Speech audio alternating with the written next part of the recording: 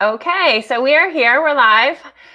I am Kate Howe. I'm the co-founder of Postcards for Parents, and I'm John Stewart. I'm a clinical psychologist and the proud clinical coordinator or director or some role. We play with several different titles, but that's essentially what I'm all about. Yes, you're here with the subject matter expertise in psychology and parenting. So we are happy to be back today, and today we're talking about something that is a tiny bit more technical, but obviously we'll talk about it in a very easy to understand way, and that's about how the brain works, and specifically the parts of how the brain works that really impact how, as parents, we relate to our kids. So it was kind of a new area of knowledge for me, and it has been very helpful in terms of when I think about my kids. And I guess there's a couple of different things we want to cover today. One is about how the brain is different when it's in a calm state versus when it's in a very agitated state. And then I think we want to talk about what gets a brain into that very agitated state and how we can, know that it's there and bring it back into a calm state. And related to that, maybe on a more long-term level, is how certain memories might when things happen with agitation, they might get stored that way, and then they trigger that agitation later on. So a little bit about memory. Does that sound good? That sounds great, Kate. Okay, so I guess the first thing I want to talk about is there's a lot of different terms that people use to talk about like an agitated brain. So like there's when your kid is having a tantrum, when they're very upset, we all know this kind of like really heightened and kind of angry or upset state. Sometimes it's referred to as being in fight, flight, or freeze. Sometimes it's referred to as like a flipped lid or taking the low road. Like why? Or dysregulated. Dysregulated. Okay, that's what psychologists always say. So maybe talk about what's happening, and then why all these labels? Like how do the labels apply to what's happening?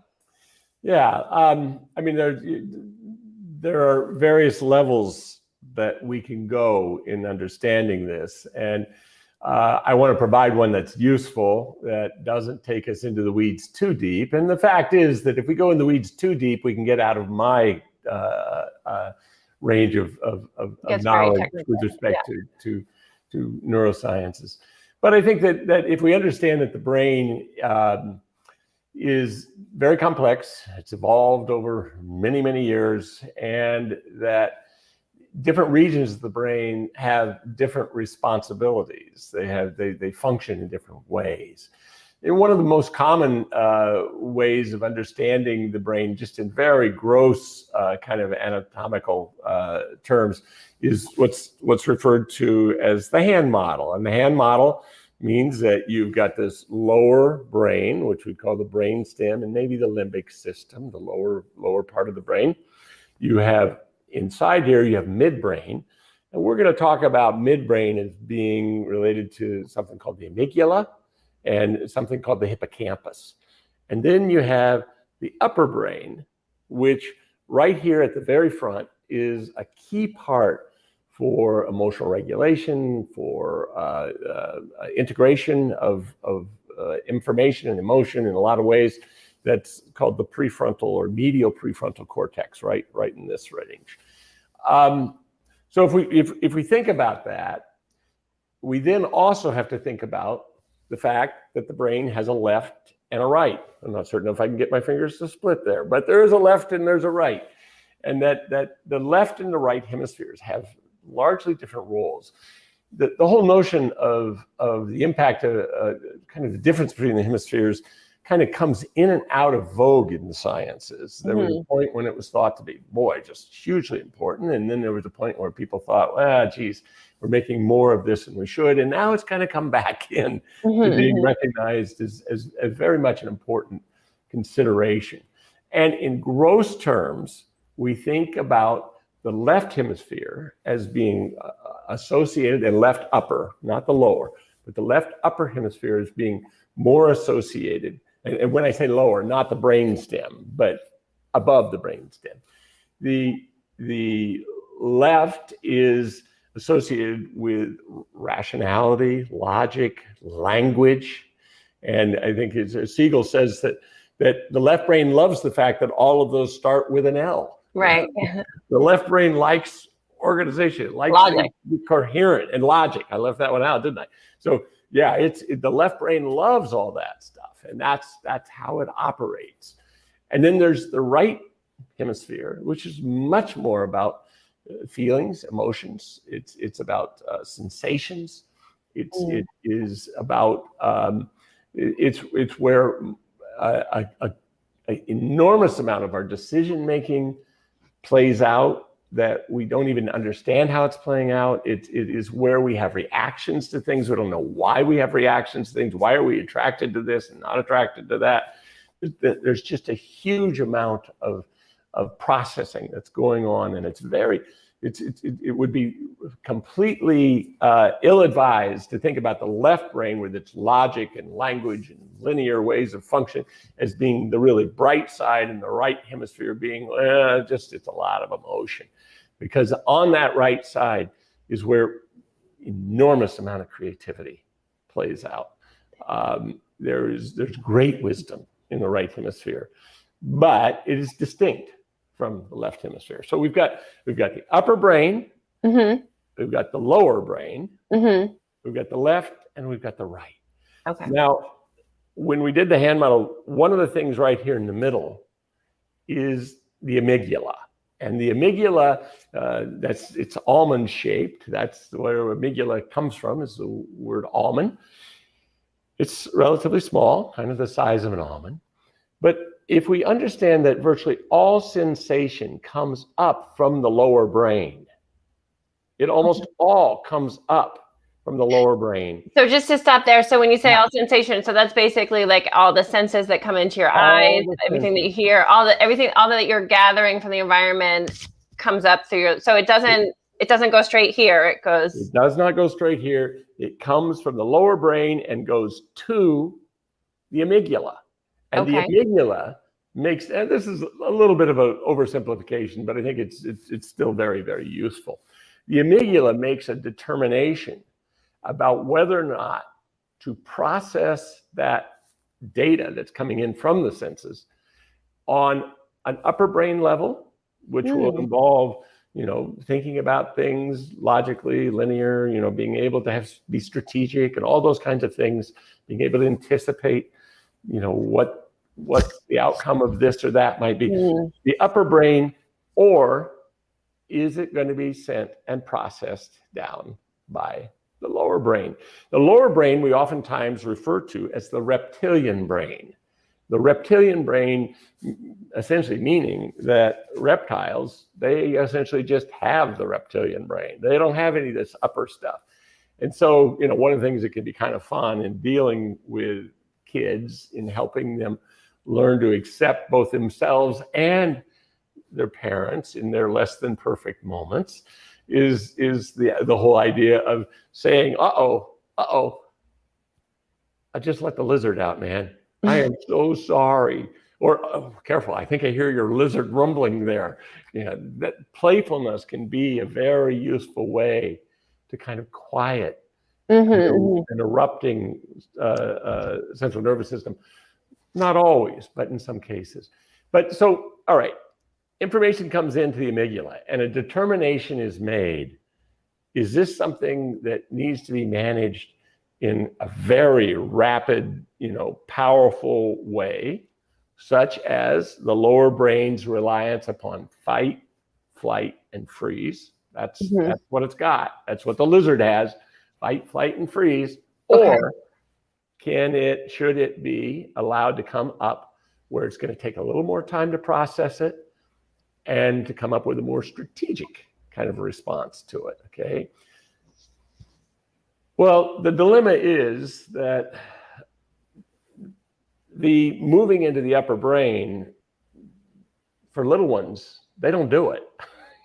Their upper brain's not very well developed. They largely operate out of that little reptilian brain, and we see it and we experience it. The older we get, the older kids become, the more they have the opportunity, but it's not necessarily a choice but there's some opportunity to access higher brain responses. One of the ways I like to talk to kids about this sometimes is that the amygdala is kind of like a smoke detector. Okay. You know, that information comes in, and I'll ask them, have you ever had a smoke detector that goes off when you're just making toast? Most kids say, yeah, you know, it goes off whenever mom fries chicken or whatever. Well, you know, when that goes off, that doesn't mean that the house is on fire and you need to call the fire department, does it? No, it just means there's this other thing. But the amygdala can sometimes be kind of like that smoke detector that goes off when it doesn't need to. And so the amygdala can sometimes take a situation that's not that big a deal, not that much of a threat, and set into place a lower brain, you know, fight, flight response. Okay, yeah. And so as parents, we've all obviously experienced that, like when you know, cut the peanut butter and jelly in the wrong way, and all of a sudden there's like, you know, you're getting attacked by your child. Yes. And so why does that happen? Well, you know, there are a lot of different reasons why something may get processed and sent down. Past experience, it may be that there is a conscious or unconscious memory of a particular situation that was parallel with that went poorly. It could be just the general level of agitation, you know, a tired child, a hungry child, a sick child. Their smoke detector is going to go off much more readily than a well-rested, you know, not hungry, calm child in the moment. So I think that you know, what determines how it goes, which direction it goes, is related to a lot of different variables. But there's no question that the more agitated, if we're just in a mode of operating as a child or as an adult, really, but we're talking about kids as if they're the ones who have this problem. It is not exclusively them who are struggling with this, but I don't know what you're talking about. Yeah, I don't know. I knew you wouldn't, Kate. I know that about you. So one of the problems that we have is that when a brain is somewhat agitated and all this information comes up from the lower brain, Bruce Perry did some interesting studies looking at this, looking at the accuracy when the brain is agitated, what percentage of the input gets accurately interpreted by the amygdala and by the upper, and it goes down. You know, it cuts the efficiency of the interpretive information that's coming in more than in half.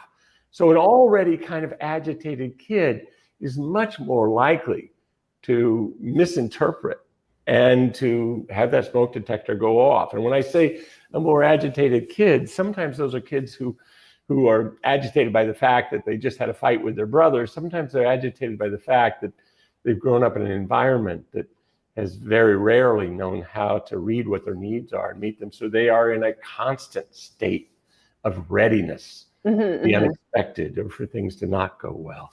So I mean, there are a lot of different variables that play into whether or not something goes the high road or the low road, the upper brain, the lower brain, the reptilian brain, or the smart brain. But I think that it's helpful, and I think, you know, in Siegel's book, The Whole Brain Child, I think he does a really nice job of providing information that is accessible to kids about how that works and how it is that the better we understand our brains, one, it kind of objectifies a little bit the things that we're having people get pretty annoyed with us about, so that it doesn't translate it quite into the shame, because shame is a form of agitation, but it's subtle. Shame actually colors how we see things. It makes it difficult for us to see things as clearly as we need to have really higher level responses to them. So I think that the idea that as parents are teaching our kids about their brains and saying, you know, I know, yeah, you went lizard on us last night, but there were a lot of things going on, buddy. You weren't feeling well. You're really disappointed you didn't get invited to Joey's birthday party. you're going to get better at this. One of the things you'll hear me say over and over again, Kate, is whenever we're talking about kids, talking to a child about a struggle that they've had, and when we can attribute it to their brain as a way of giving them a little bit of distance from the shame of, this is about who I am, this is about myself. When we can give them a little distance and then provide them hope. Hope is encapsulated in a couple of things. One is saying, I know that's not who you are. And two, this is going to get better and better. Your brain's going to grow. You're going to figure this stuff out. Because those two messages that allow kids to actually have that lower brain kind of quiet down with anticipation and look for things to get better within themselves. So I mean, I think that the brain model and talking about the way brains work with kids can be just really, really, really helpful in so many ways. I don't know if we want to talk about, do you want to talk for a minute now about memory and how that gets processed differently in different situations, Kate, or do you want to stick? Well, okay. I just want to kind of reiterate what I heard you say so that like I make sure that it's all clear. So, so basically everything that we're sensing, say like how mom made the peanut butter and jelly sandwich, it comes into this amygdala, and if the amygdala is already agitated, it's more likely to send it down to the kind of emergency, the fire mode, than up to the upper brain. And it also, what I found interesting is that so many different things can agitate the amygdala. And as I understand it, it's sort of like, it's not really differentiating. I mean, it's very almost like a on or off, I mean, I know that there is, levels of agitation, I suppose, but it's like, it's not differentiating whether it could be temperament. Some people are more easily agitated. Some people have just more instability and kind of aggravation in their lives. So they're just usually more kind of on high alert. Or it could be that they're tired, that they're hungry, that they haven't, that they're not well resourced. Or it could be, they just had a fight with their brother or got a dirty look from somebody or something like that. So it's kind of like, all of these very different things can contribute to a state in the brain that's either going to, make a new stimulus coming in be like an emergency or no big deal. No big deal, but still needs to be managed. And so it goes up. It's no big deal. It means we don't need the fire department, as you were saying. We don't, but it goes up to a level of being able to think about it strategically. The dilemma that you can have is that something may start out being processed in a relatively calm and thoughtful upper brain way, and then with additional experience or frustration, you can certainly see a child or an adult then transition into a lower brain response. I think that's it's not always one or the other. Sometimes it's a transition in the same. Can we talk about one more thing here, which is how does connection then help it transition from the emergency response to the upper brain response? I think that there's nothing in our species that facilitates the slowing down of our inner state, the quieting of our anxiety, the sense of the increase of the sense of fundamental and deep level of safety, such as connection, that sense of feeling felt by someone else who isn't in the same agitated state that we're in, but at the same time, somebody who knows how to find us. Because it may be that if I'm not at all undone by the fact that, the ice cream shop that we're going to go buy ice cream and it's closed. And so it's disappointing. If I'm not undone by that and my little one is undone by it, and I'm up here kind of going, well, that's not that big a deal. That doesn't help them. What I have to do is figure out how to be down there with them and go, oh, that's disappointing, isn't it? And then help them move back up. We have to help them feel felt with whatever it is that they've got. We just have lots of data, interesting data with use of imaging techniques that just how different the experience of challenge is in the context of connection.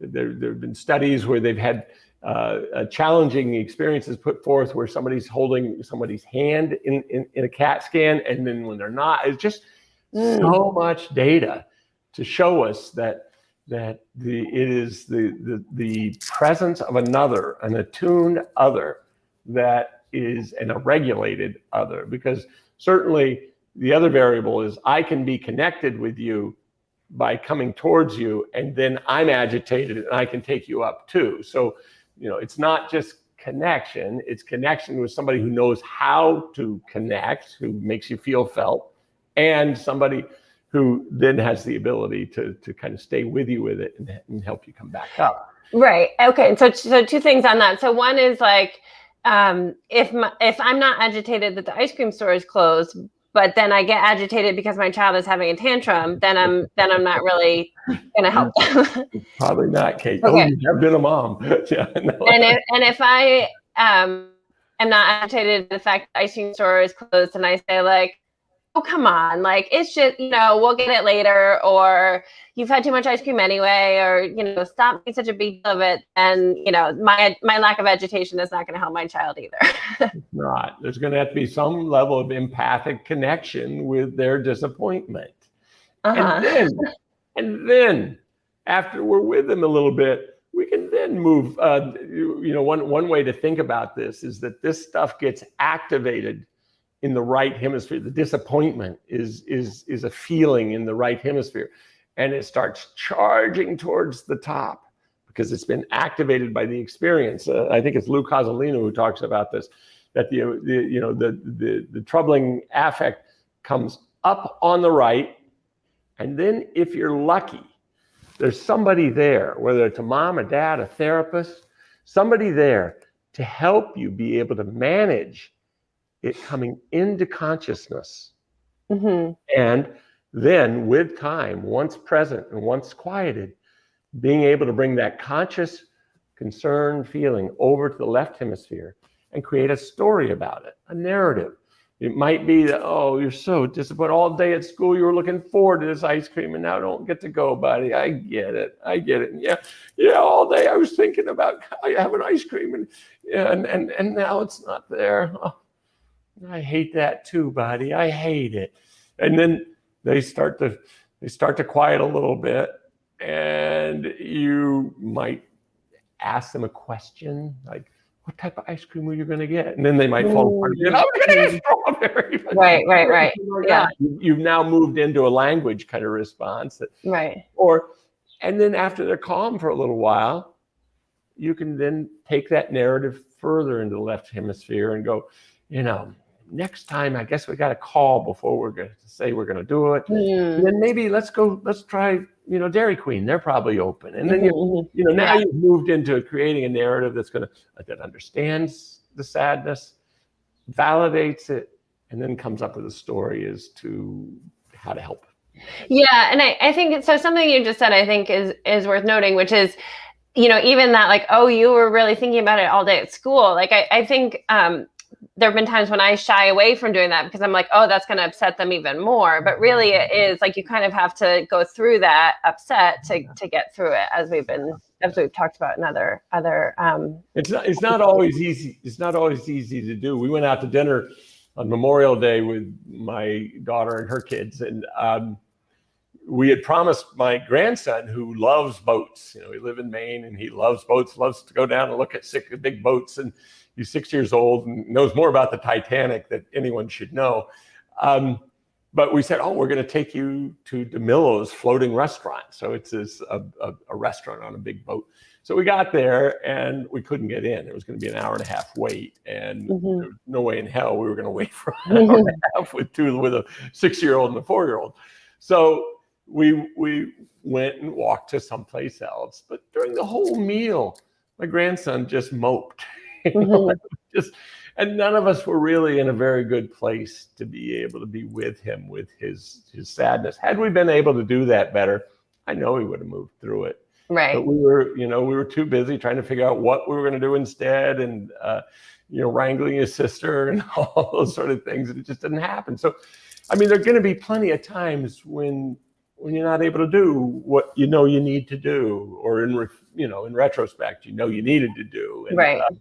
So it's knowing this stuff, knowing how what we're really talking about is something that clinically we refer to as co-regulation, and then co-creation of a narrative. The most important part, though, is the co-regulation. You may never get to actually creating the narrative. And that's okay. You and I have talked about that a little bit before, Kate. That's okay. But when you can, well, then that's great too. You have a story now that kind of encapsulates what happened. And then I just want to back up sort of even further about why, why connection is so important. And it, my understanding is that this goes all the way back to kind of the first way that Bowlby even understood that attachment was so important, which is that when mammals, correct me if I'm getting this right or wrong, but you're good. You're going back further. That's good. Yeah, but so when mammals experience threat in the wild, other animals, reptiles, etc., will look for a hiding place, but mammals will look for their attachment figure to protect them. We're not that fast or ferocious.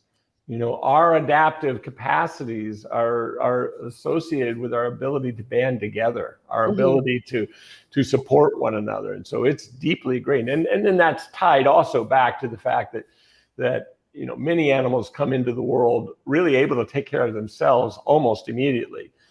Our species, 3, 4, 5, 16 years before we're really ready to say, okay, you're ready to go out there and do it on your own. So there is huge programming within us to experience safety, security with connection, and particularly connection with somebody who is attuned to us and what we need. Right. So it's sort of like even just finding that person and creating that connection is problem solving in a way. It's like solving the problem isn't problem solving.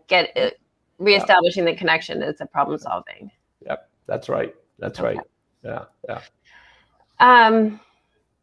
So you were starting to talk about memories. So how does that kind of play into what we've been talking about? Yeah, this is, and this too it's a little bit of a simplification, but I think it's useful, and it is it's fundamentally correct.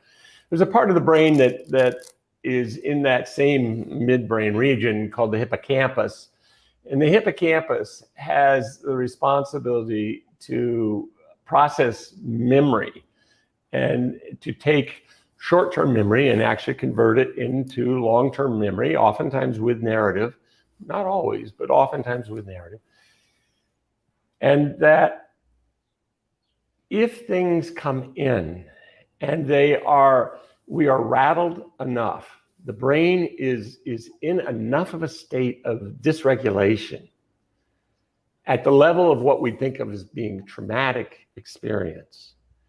The dilemma that we have is that memories that would be encoded and transitioned from short-term to long-term remain in short-term memory, which when they're converted from short-term to long-term, I can have a similar experience and go, oh yeah, that's that, or I have something that triggers a memory of that experience. I go, oh yeah, that happened last year at Uncle Bill's house when his dog got out, or I've got a way of going, oh right, there's distance between what's going on right here, right now, with what was triggered as a memory or a feeling for me. When things are kept in short-term memory, when they're triggered, it is as if they have just happened again. And we can see children, we can see adults too, but we can see children who have had different kinds of traumatic experiences. And trauma is not something that's assessed objectively. It's very subjective. It's was the experience overwhelming? And we've got two kinds of common, more discrete experiences of trauma, and then what we call longer term or developmental trauma, but they all leave the brain in a state of readiness for the unexpected, for peril.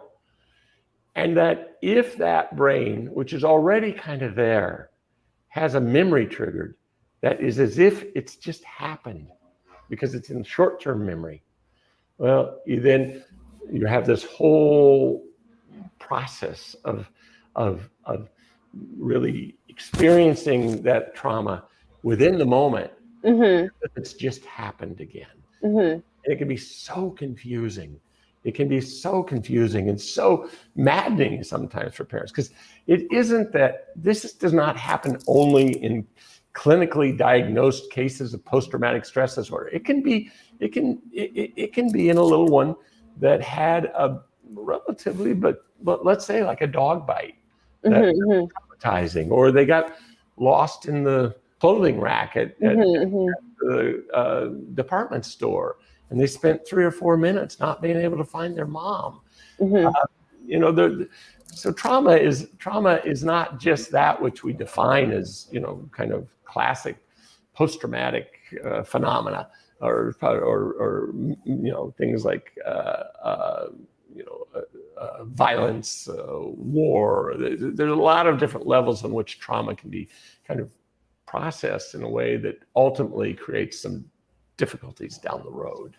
Okay. Yeah. I mean, I was going to ask that. I mean, there's obviously like very clear traumas like violence, abuse, and there are, there's the whole list of traumas that have been tested in terms of the adverse childhood experiences. Yeah. But that's a pretty broad range of trauma too. Right. But even, I guess my question is, even things that do not reach that level can kind of remain in the short term, not get processed by long term, remain in the short term, and then kind of trigger a child when a parent doesn't really understand what's going on. Absolutely. Yeah. There are no, there's a continuum of this phenomena, there's post wartime vets and their experience, and there's a little one who had an isolated experience of getting lost in the department store. But and the impact of that is going to be much less than the impact of prolonged exposure to the aggression of war. But it is the same process, and the process in time will ultimately entail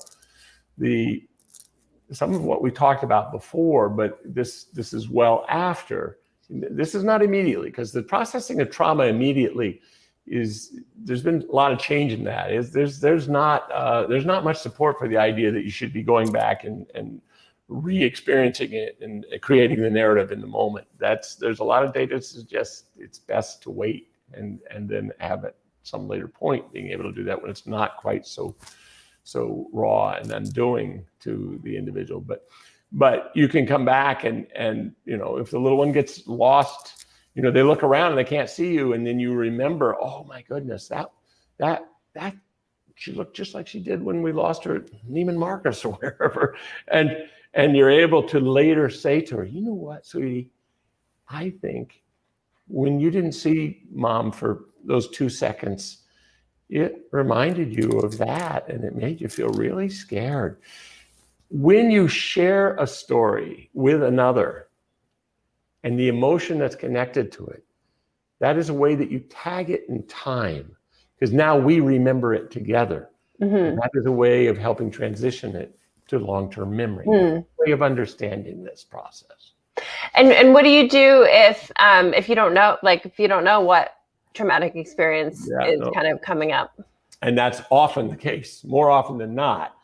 You may explore it a little bit. You may, you look for cues. You may just start out by saying, boy, I bet that surprised you that you got so upset, sweetie. Yeah. I bet something kind of scary happened to you at once. And that's this idea that helping kids understand that they make sense. It's helping kids, helping adults. As in therapy with adults, one of the things you have to overcome is the shame associated with their thinking that their reactions don't make sense, and they do make sense. They make sense in the context of their experiential background, the way the brain operates, and the really dampening effect of shame. And when you're able to help people say, you make sense. We may not know exactly how you make sense right now, but I assure you, you do. You're not just this random collection of thoughts, feelings, and behaviors. No. Yeah. No, you're not.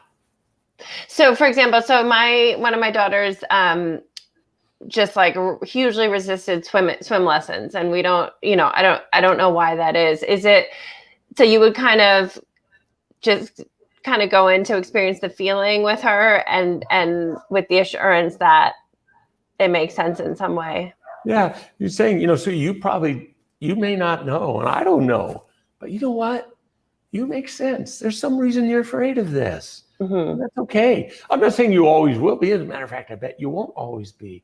But right now you are, and that's okay. And that's not because you're a chicken, or not because you're crazy, or you're all the things that your older brother just said you were. Yeah. Let's disregard those for the moment. I think that's a very, very helpful standard way of responding to a child that's upset. But so sticking with that example, if I still want her to do swim lessons, I mean, what's the most productive way to kind of move her to that? Well, I think is to you start there, and then you go, all right, what do you think? You make sense, but is there anything we could do that might make this easier? Now, I mean, what some parents do is they leave their kid at the pool, and they have another adult who hopefully is kind and trusting help them. I don't think that's the best of options, but sometimes, desperate times require desperate actions. I think your best bet, whenever possible, is to stay in the process with the youngster. I don't have any issue at all with things like, sometimes when it's hard for me to get the courage to do something I'm afraid of, I know if I promise myself some little surprise afterwards, it makes it easier for me to do it. How about, we go get if you do it, we'll go get an ice cream. But if you don't do it, I'm not saying we won't not get ice cream. You have to be so careful about not getting coercive, trying to pull them into the process. What would help? Is there anything that would help? Putting stuff out there like I just did in that illustration probably isn't as useful as saying, is there anything that you think would help? And it could be that they do the swim lessons with the teenager who lives next door, who they love, and they like to be with, or it's just, you don't want to die on that mountain. You don't want to have your child experience you as invalidating of their emotion in a way that ultimately is not going to help them figure out how to live with and manage their emotions throughout their lives. Right. Yeah. So I think that goes back to what you've mentioned several times about shame, which I'd love to talk about a little bit more. So, for example, if you're like, oh, why can't you just get in the water? All the other kids can get in the water. Like, this is ridiculous. So then they have whatever is keeping them from getting in the water to begin with, and then there's kind of shame layered on top of it. How did you say before that shame kind of does make us agitated in a low level, right? I mean, it does. I mean, I think that, on the child's part, I think whenever, shame is an inhibiting variable. Guilt is not. Guilt is, I feel bad about this. Shame is where there's some core, a sense that there's something at your core that's really not the way it's supposed to be. And that we want to avoid that. And kids can build from one experience to the next. They disappoint and frustrate their parents here and here and here and here. And that can all kind of go into the same vessel of shame. So, I mean, I think it's just being cognizant of the fact that if you work from a standpoint that your behavior makes sense, we don't understand it. You may not understand it. I'm sorry that it's so hard, because I know this summer you're going to want to go swimming when you see the other kids out in the pool, and I'll do anything I can to help you with that. But ultimately, there's some part of you, sweetie, it's just going to have to say, damn the torpedoes. I'm going and I'm here to help you in any way I can. And if you can't do it today, that's okay. We'll try it again another time. So shame is just inhibiting. It's inhibiting for children. It's inhibiting for adults. And we do use it. We do things sometimes. I think rarely are we trying to make children feel horrible about their core self. What we're oftentimes trying to do is just find some way to prod them to move forward with something. And in the process, we have a way of doing that, of visiting shame upon it. Yeah. And I mean, my sense is that the culture has become more aware of that. I mean, I feel like it used to just be par for the course to shame people for all sorts of things. I think that's accurate. I think that, I think we can get really discouraged about where we are as a people with all the divisiveness and things, but we've come a long way. We're no longer feeding people to lions for entertainment. I mean, there's a lot there's a lot clear milestones. we are on the right trajectory. We've just got some hurdles that we got to figure out. Some of them related to things like technology and media and those sort of things. But there you go, John. You're being hopeful for us and telling us we'll figure it out. I'm eternally hopeful. I understand hope like gratitude to be a choice. Well, thank you for modeling that with all of us. So I want to ask about also just going back to kind of the brain states again, and teachable moments, i.e., like when something goes wrong. I understand that when a child is agitated, there's no such thing as learning, so you might as well not make it a teachable moment. Is that? Absolutely. That's well said, Kate. I mean, I think that you're an agitated child. You're casting pearls before swine.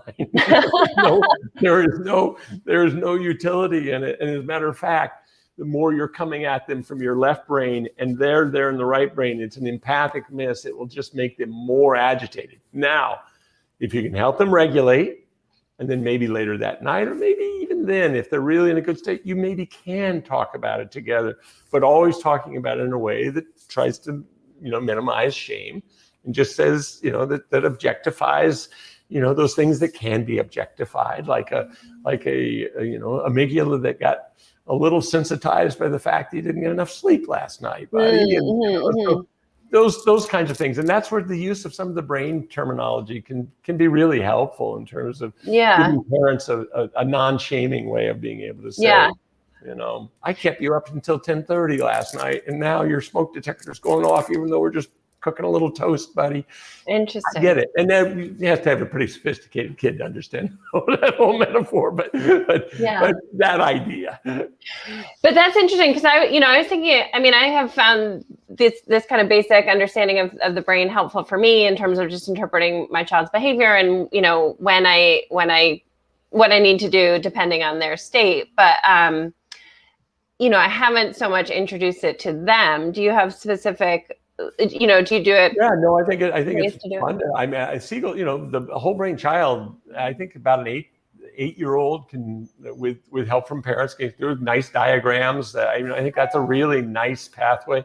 I think that, once again, you don't want to do it in the moment when the child's agitated. You want to do it and say, hey, I've been learning about brains. Come over here. Listen, we'll go get an ice cream and I'll tell you about brains. But you got to be willing to let me tell you about brains. Go get an ice cream. I would just anything that makes it kind of playful and fun. Kids they like to know this stuff, and they like to throw it back at you. Believe me. I'm sure. And that's good. That's all for the better. Interesting. It's funny. Just talking about ice cream made me think that ice cream could be a model for the brain as well. Like 2 scoops. There you go. That's true. Kate, I unfortunately have a little less time today than I wish I did. It sounds good. I think we covered the basics anyway. But we'll keep on wrapping these into our future conversations. Absolutely. They all kind of fit together, and they all help us kind of understand this complicated role that we play in both being a human and raising a human, because there's very little of what I'm talking about when we're talking about kids doesn't apply directly to us as well. Right. And we're trying to use our brains to interact with their brains. Absolutely. Okay. All right. Well, thank you, John. It's great to speak with you as always, and we'll be back next week. Sounds good. Take care, Kate. Thanks. Bye-bye. Bye.